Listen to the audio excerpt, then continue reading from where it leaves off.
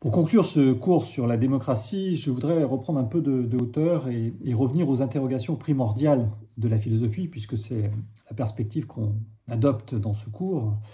Je rappelle la définition peut-être la plus fameuse de la philosophie, qui est celle de Kant, qui définit la philosophie à travers trois questions.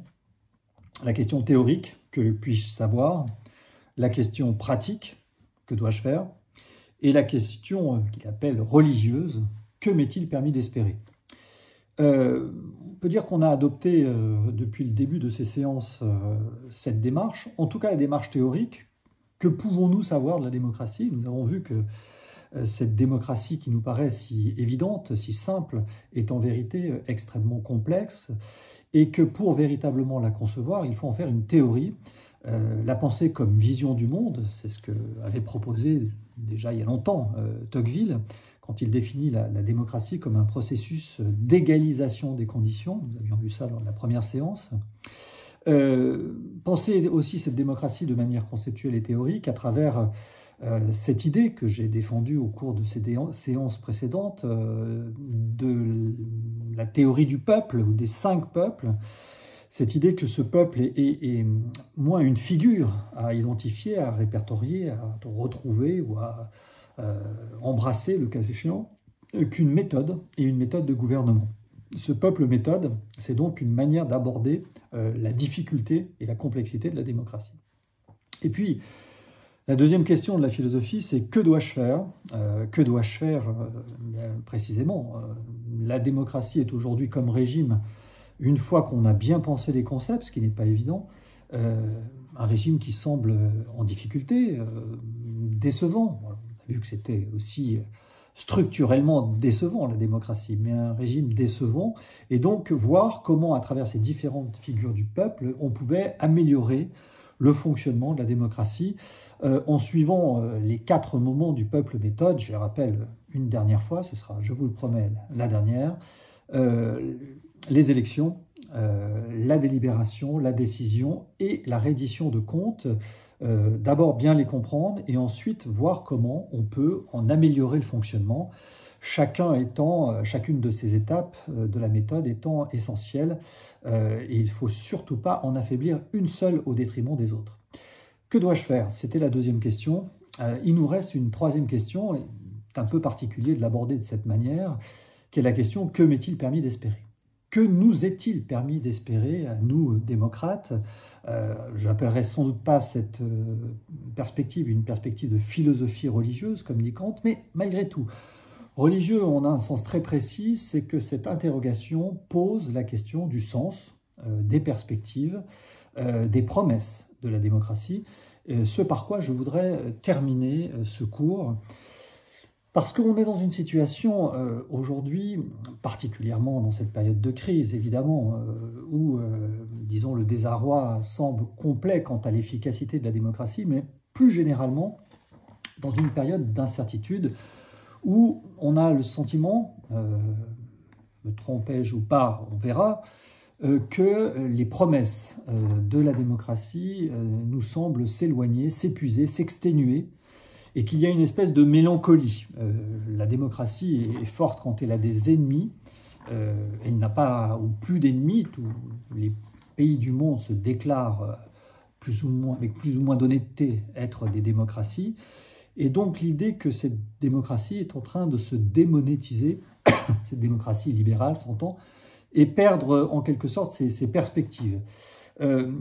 C'est le sens de notre situation, l'impression qu'on a générale, le fait que nous vivons une sorte de désert spirituel. Les religions n'ont plus la puissance d'autrefois, on peut le regretter ou s'en réjouir, on ne va pas rentrer dans le débat, mais n'ayant plus cette puissance, les perspectives de sens, les perspectives de valeur, les perspectives de devenir, d'avenir même, semblent nous faire défaut. Et donc un désert spirituel, l'avenir est incertain et même angoissant. Disons que le succès des thèses catastrophistes ou collapsologistes va être renforcé par la crise que nous vivons. Donc l'avenir est sombre, et particulièrement en France, les Français considèrent que cet avenir n'est pas du tout réjouissant. Le passé, toute la logique voudrait qu'on en fisse table rase, c'est-à-dire qu'effectivement, dans une logique et une frénésie d'innovation, et le présent est voué à être aplati dans la consommation, dans le matérialisme, et donc, d'une certaine façon, il n'y aurait aujourd'hui plus de sens, plus de promesses, d'où cette mélancolie, d'où ce désarroi, d'où cette déception à l'égard des perspectives peut-être héroïques ou glorieuses, et on en appellerait à un renouveau, ou peut-être avec nostalgie, au bon vieux temps où nous avions un avenir qui était le progrès, nous avions un passé qui était la nation, et il fallait, grâce à ce progrès des sciences notamment, et à cette gloire nationale, eh bien, enchanter le présent. Ce n'est plus le cas. Alors, vivons-nous vraiment cette période de désenchantement, cette absence de sens, cette absence de perspective? Je crois qu'il faut regarder les choses d'un peu plus près et ne pas forcément céder au sentiment désespéré qui est encore une fois, et comme toujours, un sentiment très tentant. Le crépuscule a une certaine forme de saveur et on aime l'esthétique du crépuscule, on aime les Cassandres beaucoup plus que les annonceurs de bonnes nouvelles. Et cette perspective, cette tentation du défaitisme, cette tentation du pessimisme est quelque chose qui nous emporte. Pas dire qu'il faut être optimiste béat, mais néanmoins, le pessimisme doit être regardé avec attention, au moins pour deux raisons. La première, c'est que, certes, personne n'a le sens, mais tout le monde le cherche. Et on pourrait considérer que, au rebours de ce qu'on entend habituellement, jamais la quête de sens n'a été aussi intense qu'aujourd'hui. Certes, le sens ne tombe pas du ciel, comme jadis. Est-ce une si mauvaise nouvelle de le chercher individuellement? Mais d'une certaine façon, c'est moins l'absence de sens que, j'allais dire, l'hypertrophie de l'exigence du sens qui marque notre époque. Le sens, on en veut partout. Alors, dans nos vies, bien entendu, mais dans nos métiers. Nous voulons que, du matin au soir, nos actions aient du sens. Nous voulons que notre assiette ait du sens. Nous voulons, que notre poubelle ait du sens, que tous les objets qui nous entourent aient un sens profond et un sens enchanté. Et d'une certaine façon, à regarder les choses de cette manière, c'est moins l'absence de sens qui caractérise notre société que l'hypertrophie de l'exigence, de le trouver tout de suite, et partout, dans tous les moments de notre vie. Chaque entreprise s'attachera, comme une exigence absolue, à faire en sorte que son activité donne du sens. Chaque salarié s'attachera à faire en sorte que ses actes quotidiens aient du sens. C'est peut-être beaucoup demandé que cette exigence perpétuelle du sens, et c'est peut-être oublier aussi que ce qui nous permet d'être aussi exigeants à l'égard du sens, c'est le cadre de la démocratie elle-même qui nous donne le loisir de nous occuper de ces questions essentielles, en effet, parce que nous sommes en quelque sorte débarrassés des questions de l'ordre du besoin et d'ordre de l'activité quotidienne, et que, au fond, ce sens que nous cherchons devant nous, au-dessus de nous, il est peut-être déjà là. C'est un vieil argument hegelien, l'absolu que nous cherchons à l'extérieur de nous, nous l'avons en vérité bien souvent d'ores et déjà en nous. Alors c'est cette hypothèse que je souhaiterais développer en nous demandant ce qui peut constituer aujourd'hui encore la promesse démocratique. L'épopée démocratique s'est-elle définitivement épuisée ou est-elle toujours là, toujours à creuser, toujours à avancer?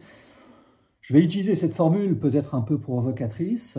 Essayons de formuler ce qui serait aujourd'hui, dans un cadre laïque, l'évangile de la démocratie. L'évangile, évidemment, au sens étymologique, evangelos, c'est-à-dire la bonne nouvelle. L'ange, c'est celui qui porte la nouvelle, angelos, Et la bonne nouvelle, en grec, evangelis, c'est celui qui apporte la bonne nouvelle. Donc quelles sont les bonnes nouvelles? Quelle est la bonne nouvelle de la démocratie? Comment pourrait-on formuler cette promesse démocratique qui est là, qui est peut-être très puissante, mais qui s'est en quelque sorte banalisée parce qu'elle a finalement peut-être trop bien réussi? Essayons de la formuler pour en trouver l'importance, pour en faire ressortir l'exigence et peut-être aussi la beauté. Je crois qu'elle tient cet évangile tout entière dans la devise républicaine, pourvu qu'on la comprenne correctement, sans avoir de prétention d'avoir une interprétation originale. Devise républicaine, liberté, égalité, fraternité, que je vais un tout petit peu transformer, mais pas forcément pour des besoins logiques. 3 idées sont très profondes dans cette devise. 3 idées qui, quand on y réfléchit, comportent des continents de signification. Et quand on dit qu'on a un désert spirituel, je crois qu'on se trompe beaucoup parce qu'il y a dans cette promesse démocratique quelque chose d'absolument grandiose qu'on a encore très loin d'avoir exploré jusqu'au bout. Première idée, tous les hommes sont grands. Deuxième idée, tous les hommes peuvent grandir. Troisième idée, nous pouvons grandir ensemble. Voilà les 3 formules de la promesse démocratique. Je vais essayer de les déployer dans ces quelques minutes au cours de cette séance, de les déployer pour en percevoir la puissance, le caractère presque singulier, étranger, alors qu'elles constituent notre ADN collectif. Tous les hommes sont grands. Alors évidemment, il n'y a pas de malentendu, mais nous sommes en France, donc ça va. Quand je parle d'homme, je parle d'homme au sens avec un grand H, c'est-à-dire de personnes humaines, on dirait au Canada, ou d'humains à proprement parler. Tous les humains sont grands, toutes les personnes sont grandes. C'est le problème de l'égalité. C'est la question de l'égalité que nous avions évoquée avec la thèse de Tocqueville, l'égalisation des conditions, mais dont il faut bien percevoir, j'y reviens maintenant un peu plus en détail, le caractère, là aussi, extrêmement singulier, particulier, exotique, de cette idée qui nous paraît si évidente de l'égalité. Quand on y réfléchit de manière très simple, le spectacle de l'égalité humaine n'est au fond présent dans nos vies quotidiennes qu'à 2 moments de l'existence, la naissance et la mort. Rien ne ressemble plus à un nouveau-né qu'un autre nouveau-né. Rien ne ressemble à un moribond qu'un autre moribond. Donc là, effectivement, naissance et mort, il y a une forme d'égalité. Entre les deux, c'est plutôt les hiérarchies, les inégalités qui dominent. Et donc, dans l'histoire humaine, les hiérarchies de force, d'intelligence, de talent, de richesse sociale, enfin, elles sont innombrables, mais la vie est à 99% faite de hiérarchie, de distinction, et faite à 1% d'égalité. 2 stratégies possibles parmi les civilisations humaines qui ont été exactement inverses. Soit parmi toutes ces hiérarchies, vous en faites ressortir une, que ce soit le sang, que ce soit la richesse, que ce soit le rapport à Dieu, ou que sais-je, que vous renforcez et qui vaudra pour toutes, comme principe d'organisation du social. Ce sont les sociétés hiérarchiques qui vont insister sur un type de hiérarchie, la naissance, la richesse, la spiritualité, et qui vont en quelque sorte durcir une hiérarchie pour organiser la société. C'est le principe des sociétés aristocratiques, principe, disons, majoritaire dans l'histoire humaine. Pour les sociétés démocratiques, il faut, d'une certaine manière, faire ressortir le petit moment d'égalité comme étant essentiel. Les hommes naissent et demeurent égaux, libres et égaux en droit. La naissance, mais aussi la mort. Donc ça veut dire qu'il faut faire abstraction de toutes les hiérarchies pour insister uniquement sur cette égalité fondamentale, originelle. C'est pourquoi d'ailleurs ces droits sont des droits abstraits. On voit souvent ça comme une critique, les droits de l'homme sont des droits abstraits, c'est en vérité un énorme avantage. Ces droits font abstraction, pour ça qu'ils sont abstraits, des hiérarchies qui rythment l'essentiel de l'existence. On fait abstraction pour n'insister que sur le moment fondamental de la naissance ou potentiellement de la mort, effectivement, moment dans lequel les humains sont particulièrement égaux. Et donc, à chaque fois, une stratégie différente, on néglige l'égalité au profit de la hiérarchie. C'est le cas des sociétés aristocratiques. On néglige le fait que les gens naissent et meurent à égalité, qu'ils vont, ce que me disait un ancien professeur, quand il conseille à l'égard des situations dans lesquelles on était particulièrement inhibé à l'égard de la puissance des autres. Imaginez autrui, imaginez ce puissant, imaginez ce ministre, ce professeur qui vous impressionne tant, imaginez-le au cabinet. Et voilà, les choses iront beaucoup mieux. Toutes les inhibitions vont disparaître. Donc il faut faire abstraction de ces moments d'égalité pour faire ressortir une hiérarchie. C'est la société aristocratique. Pour la société démocratique, il faut faire abstraction de toutes les hiérarchies pour n'insister que sur les moments fondamentaux, ce qui relie les hommes entre eux. C'est la civilisation démocratique. C'est la civilisation démocratique et il faut la percevoir dans sa grandeur, dans son caractère absolument exceptionnel, dans toute l'histoire de l'humanité. Les civilisations, hormis la civilisation démocratique, ont décrété que la majorité, le fait d'être majeur, était l'exception et que la minorité était la norme. Pour quelques majeurs qui méritaient d'être admirés, vénérés, obéis, une immense partie de la population de mineurs. Parmi toutes ces, par exemple à Rome, le pater familias est le seul majeur.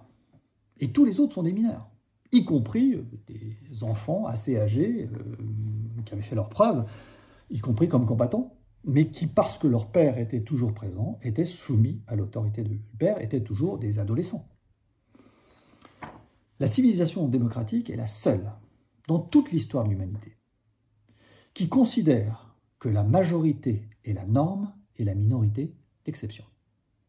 Tout le monde est majeur, et il y a quelques mineurs, mais par accident. Nous avions vu cette idée, elle est ici capitale.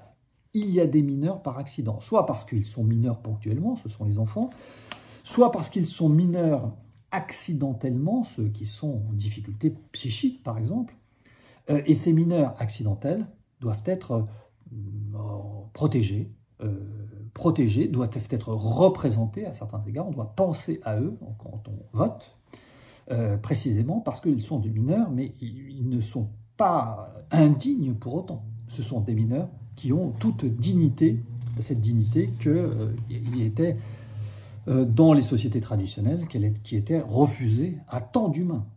Donc voilà la grandeur de la civilisation démocratique. Tous les humains, sans exception, sont dignes. Tous les humains sont majeurs. Alors bien sûr, on pourrait dire que ça n'a pas empêché la civilisation démocratique d'être impérialiste, colonialiste, esclavagiste, machiste, voilà, bien sûr. Mais, j'allais dire, elle l'a été comme toutes les autres. En revanche, ce qui fait sa spécificité, c'est qu'elle a inventé, cette civilisation démocratique, l'anti-impérialisme, l'anti-machisme, l'anti-esclavagisme, et tous ces éléments qui, effectivement, limitaient, bornaient cette idée d'égalité humaine. Donc voilà l'idée profonde de cette civilisation démocratique, l'idée que tous les humains sont non seulement égaux, mais grands, dignes d'être respectés, dignes d'exprimer, dignes d'être propriétaires d'eux-mêmes, c'est-à-dire d'être libres. Tous les humains sont dignes, sont grands. Il faut percevoir ce que cette idée de égalité comporte d'exotisme. Ce qui recèle en elle, ce qui tient en elle, ce qu'il y a en elle, pardon, de profond. C'est pas du tout une idée qui est de l'ordre de l'évidence. L'égalité, qui nous paraît encore une fois banale dans notre monde contemporain, suppose toute une série de couches conceptuelles dont je vais essayer de refaire très rapidement la genèse et l'histoire, pour voir comment, pour parvenir à ce degré d'élaboration, il a fallu des siècles, peut-être des millénaires, pour simplement concevoir cette idée toute simple, dont la civilisation démocratique est l'aboutissement, tous les hommes sont grands. De quoi avons-nous besoin pour penser l'égalité? Je prends ici des suggestions qui sont présentes ici ou là, notamment chez Tocqueville ou Benjamin Constant, mais qui ont été en quelque sorte renforcées par les travaux plus contemporains. Que faut-il pour penser l'idée d'égalité? Quand on y réfléchit, c'est littéralement vertigineux. D'abord, il faut une idée. Quand on dit tous les hommes sont égaux, il faut l'idée du tout. Tous. Cette idée, c'est l'idée d'universel. Universel.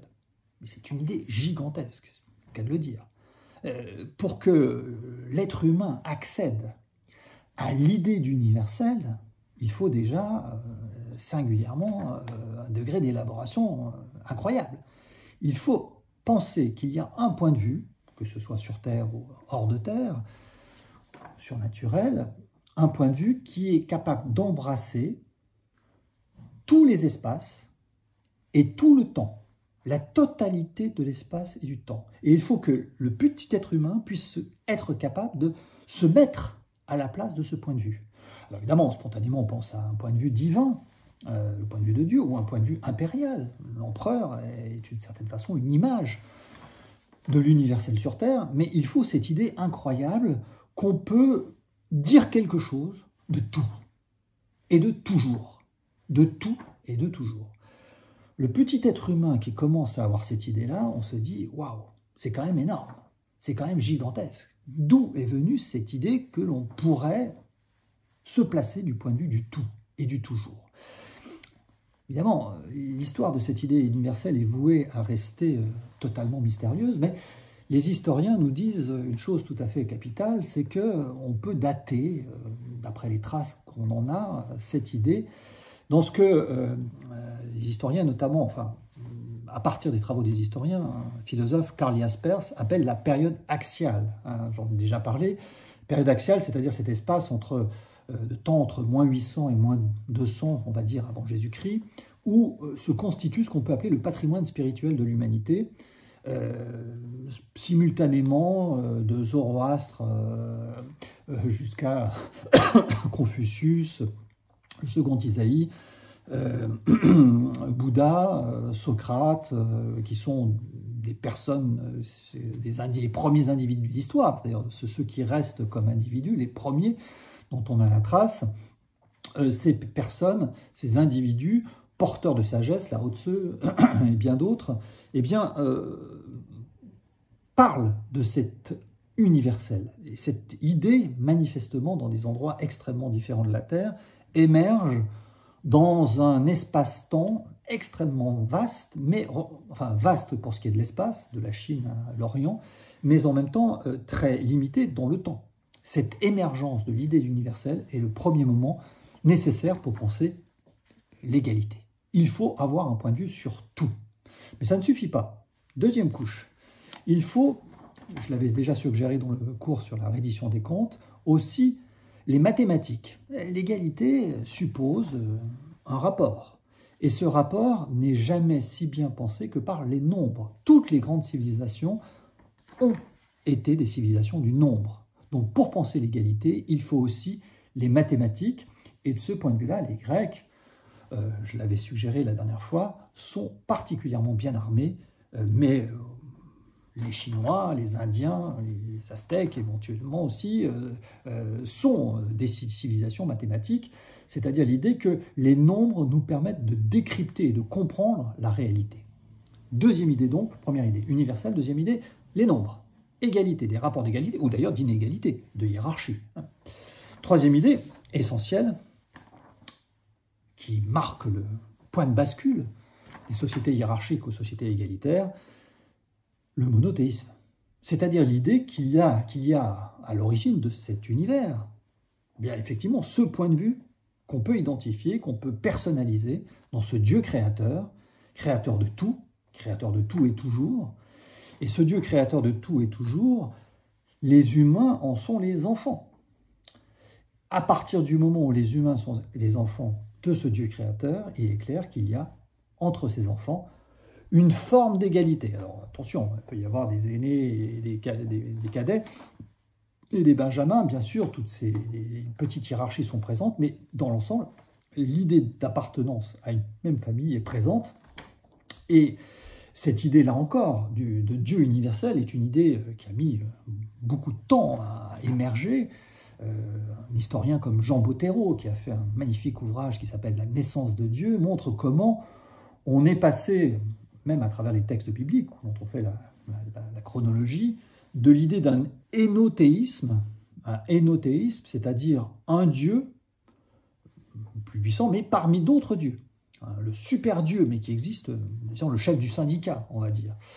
Le super Dieu, donc le Dieu créateur, mais parmi les autres dieux. Énothéisme à un monothéisme dont Jean Bottero identifie l'émergence chez le second Ésaïe, qui est le premier théoricien, un grand philosophe, même si on ne connaît absolument rien de ce personnage, qui est un grand intellectuel, manifestement, qui est le premier à élaborer l'idée d'un Dieu universel, valable sur la totalité, dont le champ d'investigation est total, et un Dieu unique, c'est-à-dire sans autre Dieu, absolument monos, seul, unique, grand, immensément grand. Donc ce Dieu de second Isaïe est vraiment la première apparition de cette idée de monothéisme qu'on n'avait pas auparavant, même chez Zarathustra ou Akhenaton, pour peu qu'on en connaisse, puisse en dire quelque chose. Ce Dieu est toujours présent avec des forces adverses, peut-être aussi puissantes que lui.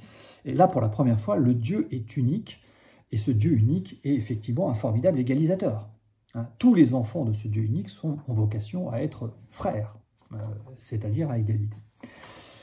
Simplement, quatrième idée, que j'avais déjà évoquée, mais qui est tout à fait importante pour penser l'égalité, il faut aussi que ce Dieu grand, immensément puissant, puisse être conçu et puisse, en quelque sorte, laisser de la place à ces créatures. C'est la thèse extraordinaire du Tzimtzum dans la Kabbale juive, ou de la kénose, que je vais associer ici, même s'il y a des différences. C'est-à-dire que ce Dieu immensément grand, eh bien, se dépouille, justement pour faire exister l'univers et exister la création, et pour aussi laisser ses enfants exister. Comme un bon parent, alors on disait jadis un bon père, le bon père, tout-puissant quand l'enfant est petit, doit apprendre à se faire de plus en plus petit pour laisser grandir son enfant. C'est ça, la grandeur de Dieu. La grandeur de Dieu n'est pas une grandeur d'écrasement, d'étouffement, mais c'est une grandeur qui permet effectivement à l'enfant de grandir. La vraie grandeur, c'est celle qui permet à l'enfant de grandir. Et donc cette théorie de la kénose, c'est ce Dieu qui est tellement grand qu'il peut se faire tout petit. Pour grandir, tous les hommes sont grands, il faut donc savoir être petit. Le petit est un grand en puissance. Et donc, tous les hommes sont grands parce que précisément, tous ces hommes, tous les humains, sont les enfants de ce Dieu qui a accepté de leur lâcher la grappe, pour le dire trivialement, c'est-à-dire de les laisser être précisément par amour. On se fait tout petit pour laisser nos enfants grandir, devenir des adultes. C'est ça qui témoigne de la bonne parentalité. C'est la quatrième couche, donc universelle, mathématique, monothéisme, la kénose, ce Dieu qui se fait tout petit. Ensuite, l'idée que ces humains peuvent se regrouper dans une communauté, koiné, l'église, l'oumma chez les musulmans, communauté qui transcende toutes les divisions. C'est le fameux sens de l'épître aux Galates de Saint Paul, je cite ce texte fameux, mais qui est très important pour la question de l'égalité. Tous, vous êtes par la foi fils de Dieu en Jésus-Christ. Oui, vous tous qui avez été baptisés dans le Christ, donc dans l'Église, vous avez revêtu le Christ. Il n'y a plus ni juif ni grec, il n'y a plus ni esclave ni homme libre, il n'y a plus l'homme et la femme, car tous vous n'êtes qu'un en Jésus-Christ. Donc l'idée qu'il y a effectivement au sein de cette communauté des humains une égalité parfaite. une égalité parfaite, alors, qui mettra un certain temps à se déployer, disons dans l'application, mais il y a cette idée, ce concept extrêmement fort que l'ensemble de cette communauté sont des frères et sœurs à égalité. Sixième idée, vous voyez qu'il en faut. Hein. Il faut l'idée d'individu. C'est-à-dire qu'au-delà de cette appartenance communautaire, on puisse reconnaître au sein de cette communauté les individus comme tels. Alors cette idée d'individu a été explorée de manière absolument magistrale par l'anthropologue qui s'appelle Louis Dumont, un formidable anthropologue, qui a montré comment cet individu totalement aberrant dans une société communautaire traditionnelle, l'individu n'existe pas. C'est seule la collectivité, le clan, la communauté qui vaut. L'individu n'existe pas, et s'il faut sacrifier un individu pour la communauté, on le fait sans hésiter.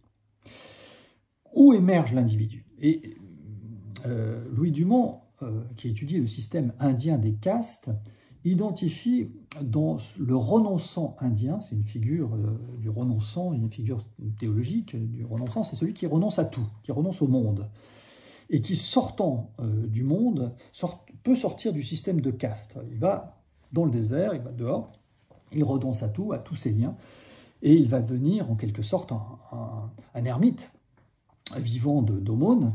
Il sort du système de caste et il devient en quelque sorte un individu, mais un individu hors du monde. Et cette figure du renonçant, Louis Dumont va en suivre la trajectoire à travers la vie monastique.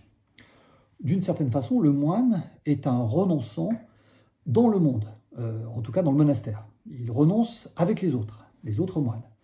Et ce renonçant, renonce à tous les liens du monde, mais avec les autres et dans un lieu dont on a vu qu'il est constitué pour beaucoup de choses, le laboratoire de l'institution démocratique, laboratoire, le monastère, c'est le lieu où on va tester des procédures de vie commune entre individus, hors des cadres traditionnels, habituels, hors des systèmes de caste, peu importe le rang, les moines vivent à l'égalité. Et donc ce renonçant à travers la vie monastique va diffuser, en quelque sorte, évidemment très très vite, et dernière étape, eh bien cet individu va sortir du monastère, entrer dans le monde, et en quelque sorte devenir la norme. Il va se laïciser, se séculariser, et d'une certaine façon, l'individu qui n'était égaux que par la grâce de Dieu, les individus qui n'étaient égaux que par la grâce de Dieu,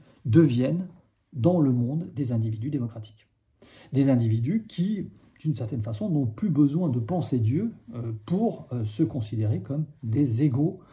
Et donc, d'une certaine façon, le monastère s'est ouvert, les moines sont sortis, ils se sont sécularisés et, d'une certaine façon, eh bien, l'égalité s'est accomplie dans l'ensemble de la société. Voyez la trajectoire, je l'ai fait aussi brièvement que possible, et vraiment, pardonnez-moi de cette rapidité, ce caractère extrêmement caricatural, mais le but n'est pas de démontrer ici, simplement de suggérer l'ampleur des éléments que nous avons à mobiliser pour penser cette idée toute simple qu'est l'égalité entre les hommes, qu'est cette idée essentielle de la démocratie qui nous paraît d'une banalité sans nom, la première idée de l'évangile démocratique, tous les hommes sont grands. Nous allons passer maintenant aux deux autres éléments de la promesse.